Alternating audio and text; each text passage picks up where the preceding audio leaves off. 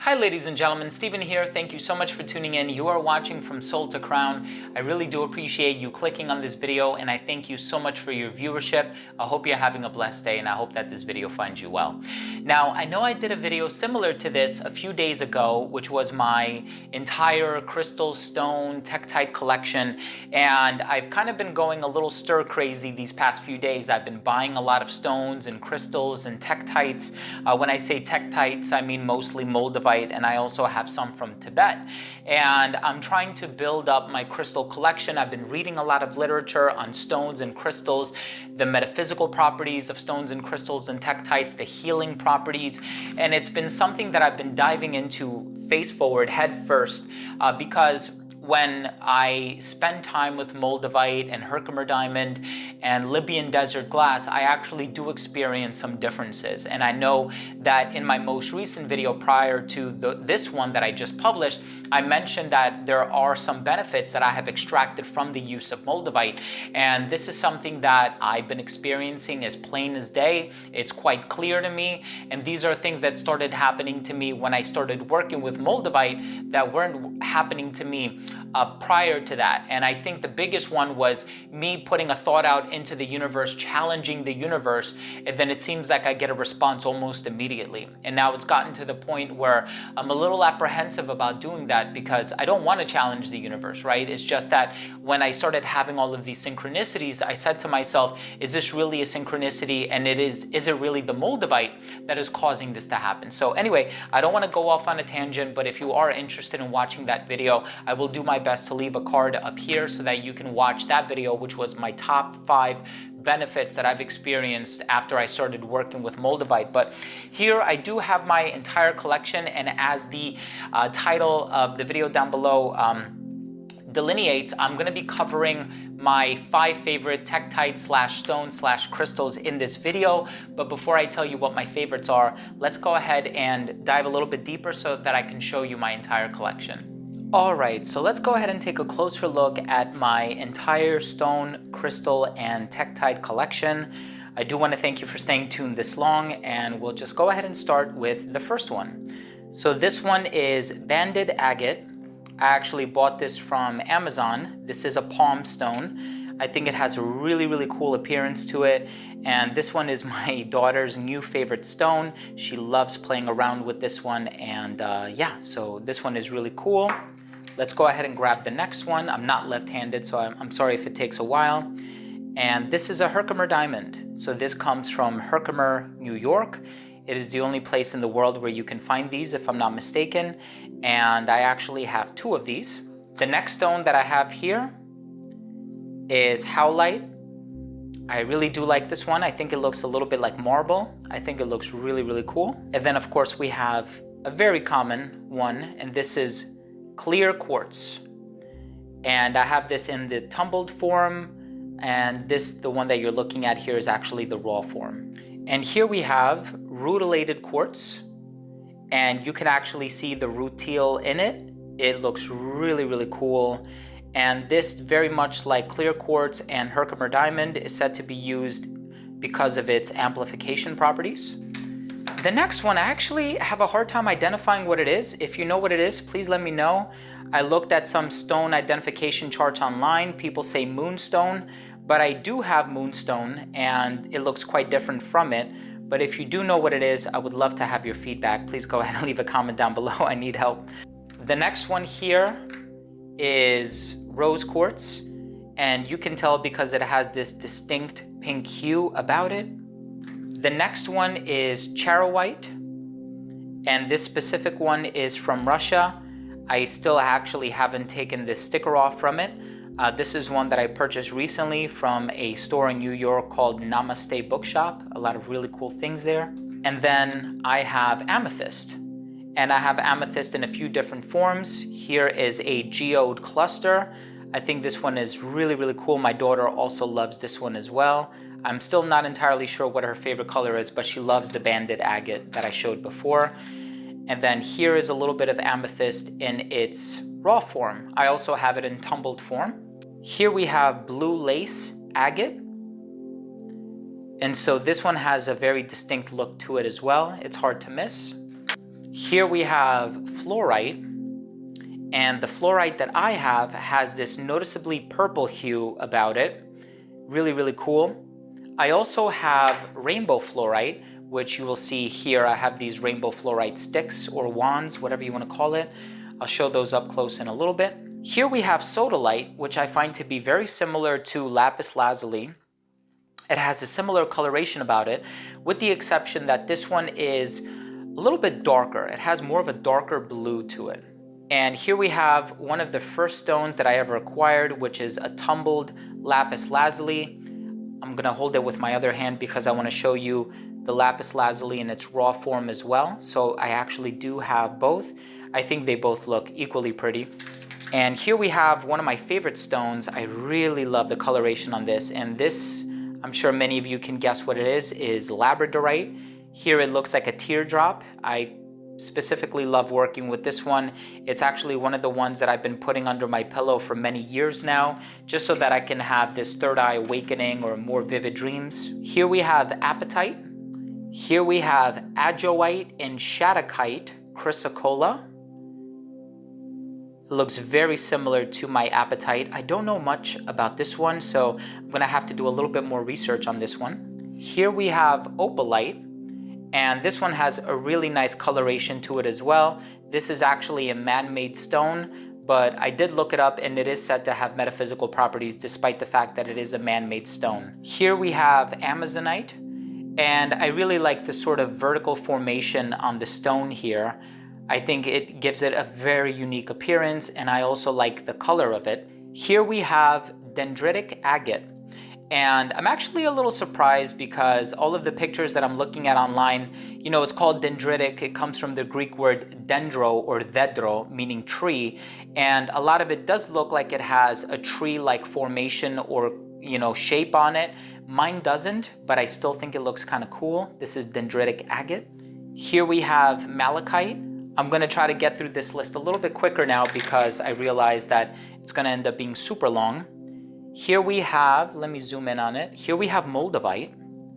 And this was my second piece of Moldavite that I ever purchased. It's somewhere between 15 and 20 carats. So it's a little bit thicker than my first piece of Moldavite. And I personally love working with this one. Here we have green opal in its raw form. It almost has this olive color to it. Here we have serpentine. I really like this one as well. And here we have the famous and widely revered Libyan desert glass, which actually comes from the Saharan desert. Here we have what I believe to be green aventurine. Here we have citrine. This is the tumbled variety. And then here, just for comparison, you have the raw variety. Here we have pyrite, also known as fool's gold. In contrast to green aventurine, here we have red aventurine. The next one is tiger's eye, and you can see the tiger's eye in the raw form to my left, in your left, I should say.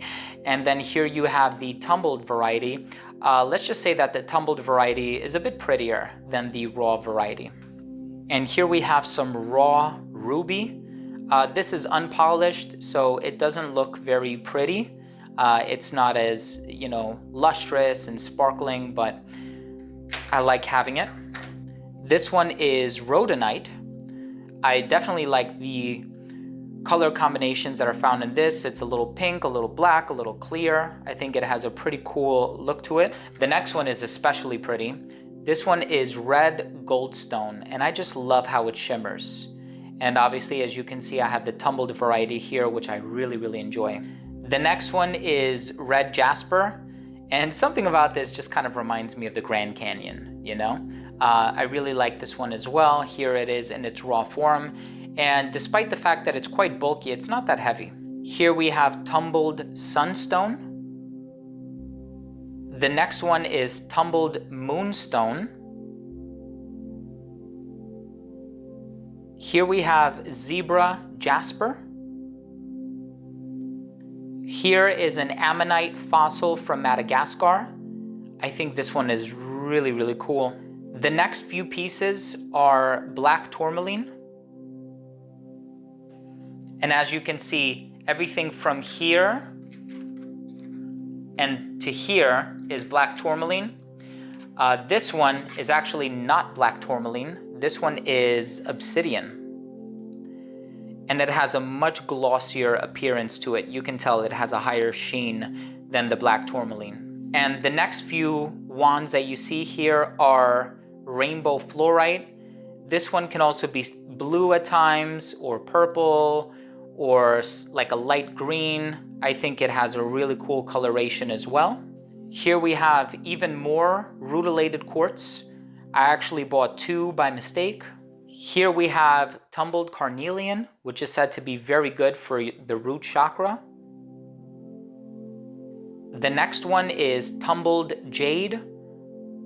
I love this one. I love the pattern on it. I love the color on it. I think it's really pretty. And the next few boxes that you'll see here actually contain citrine. Here is a piece up close. I know I already showed you a raw piece, but you can tell it has this really nice yellow color to it. Here we have Tektite from Tibet. This was fairly inexpensive considering the fact that it's a stone that is sought after, and it's a stone that people often praise for its high vibration.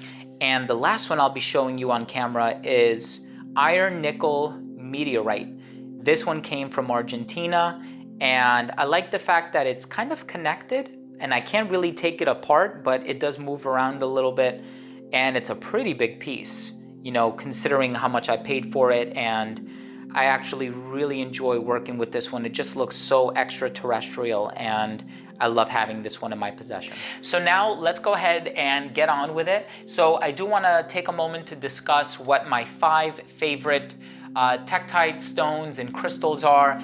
And I know some of these are, like I have an ammonite fossil in here that I just showed you up close, and I also have some diamonds in here like the Herkimer diamond. So I'm not focusing too much on whether it's a stone or a tektite, but these are all sort of part of my collection, and I want to tell you what my favorites are. So my first favorite, which is actually a stone that I purchased, I want to say back in 2014 or 2015, and it was one of the first ones that I ever purchased, is Lapis lazuli. Now, I do have the tumbled form, and I also have the raw form, as you can see.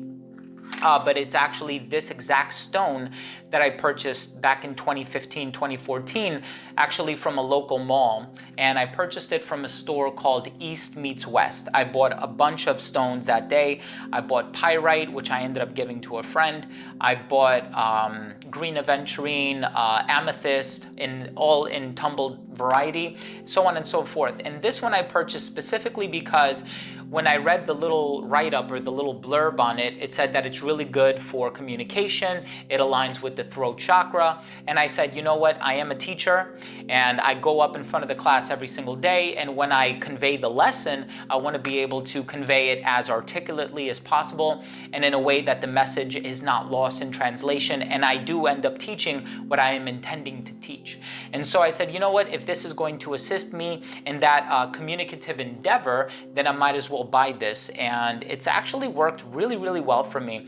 And it actually reminds me I should probably hang on to this whenever I do my videos, because it probably will assist me in that as well. But lapis lazuli is one of my favorites, and also blue happens to be my favorite color, and so, or I guess one of my favorite colors. And so naturally and intuitively, I was drawn to it. And a lot of people say when choosing a crystal to work with, you should oftentimes go with your gut, and you should go with the one that looks the coolest to you or the prettiest to you, and the one that you are naturally attracted to. And so in this case, I ended up going with lapis lazuli. So that is one of my favorite stones. My other favorite stone, which was one that I purchased several years ago, and I actually bought this online, and it was like a pack of 5 or 6. It is Labradorite. Now, the thing about Labradorite that I was attracted to is, yes, it is said to work with the throat chakra and also the third eye chakra. So it's said to connect you to the divine realm. It's said to also increase synchronicities, open your third eye, assist you in having more vivid dreams. And so when I purchased this several years ago with the intention for using it for those specific purposes, I actually started sleeping with it under my pillow. And there would be times times when, you know, I have to wash the pillowcase, so I take it out and then I put it on the nightstand and I kind of forget about it for months at a time. But I feel like when I am using it, I do have more vivid dreams, and I feel like I am able to wake up in the morning and feel a lot more restful. And so I think that that kind of says a lot about the stone and its ability. And like I said, it is said to help with making impulsive decisions and mitigating recklessness and stuff like that. And so Labradorite is a stone that, and I actually just love that fluorescent or iridescent quality about it, and that combination of green and blue and purple and indigo. It's a really, really cool stone, and so that's my second favorite stone. This one is technically none of those. It's made out of iron and nickel, and it is a meteorite. And this is one that I acquired recently, although I've had smaller pieces in the past. And this is one that I bought, and it came with a certificate of authenticity.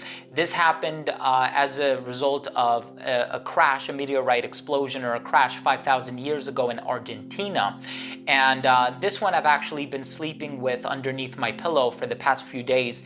And not only have I been having these crazy vivid dreams, but I actually wake up in the morning remembering my dreams, and also being able to better understand the purpose of me having that dream and what my subconscious is trying to tell me.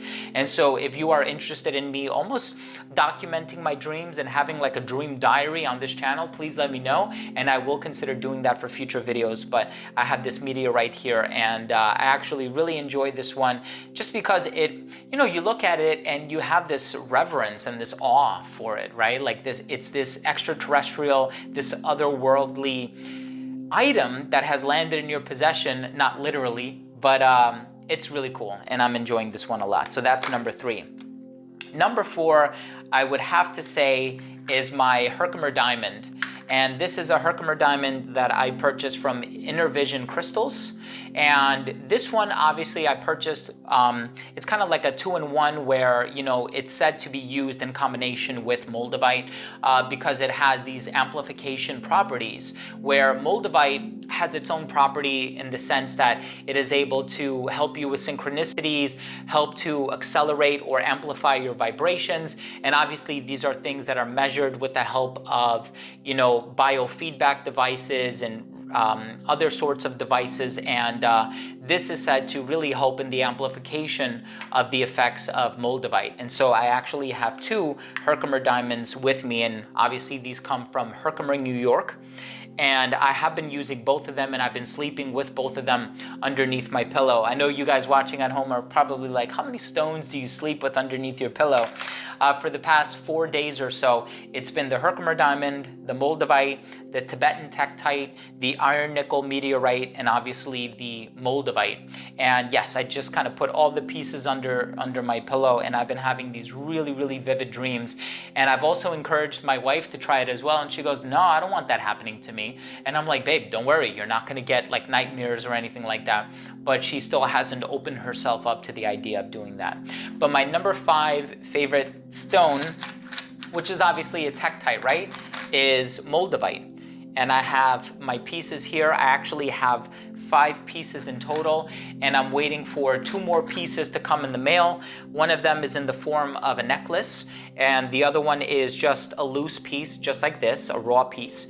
And Moldavite is my favorite because from the moment that I started working with it, I've been having increased synchronicities. I've been having more confidence in, not just in a general sense, because I've always been fairly confident, I would say, or as of the last few years, but I feel more confident in my actions, in the sense that once I do something, I don't second guess the reason why I did it. I do something and then I just know immediately that I did it because that's what I was intended to do and that was my purpose for it. And you know, the universe does have this larger plan for us that we may not initially be in tune with, or we might not be privy to, but I do certainly believe that. And I feel like the Moldavite has almost like increased that confidence in me. And again, you know, I know a lot of people have different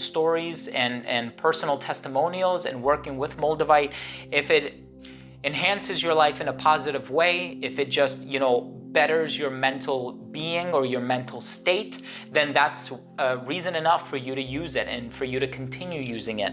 I know other people are looking for spiritual acceleration or for this ascension to happen within them. If that is your goal and it hasn't yet happened, please do continue to work with Moldavite. I know myself personally, with the way that I have been feeling, the decisions that I have made, the direction that my life is going in, the fact that I opened up this YouTube channel, the increased synchronicities, and me just being more at peace with myself, Moldavite is definitely working. And for that reason, I have to say that this is my favorite stone, and I love working with Moldavite. Please, if you haven't done the research on it, I would recommend and encourage you to go out there and do the research on it. You may discover some really wonderful things and wonderful properties about this stone that prior to, maybe you doing that research, you weren't immediately privy to. But I think there's a lot to discover, and I do want to thank you all so much for watching this video. And again, I hope you took something of value from this video. If you did, please do consider subscribing to this channel by clicking on that red button in the corner. This way, whenever I do upload future videos, they will be delivered straight to your feed. You never need to worry about missing any of my future uploads. And of course, that includes videos about vegan living, spirituality, the law of attraction, meditation, crystal healing, metaphysics, and a whole lot more. Thanks again for watching. I love you all. Have a blessed day, and we'll see you in the next episode. Bye.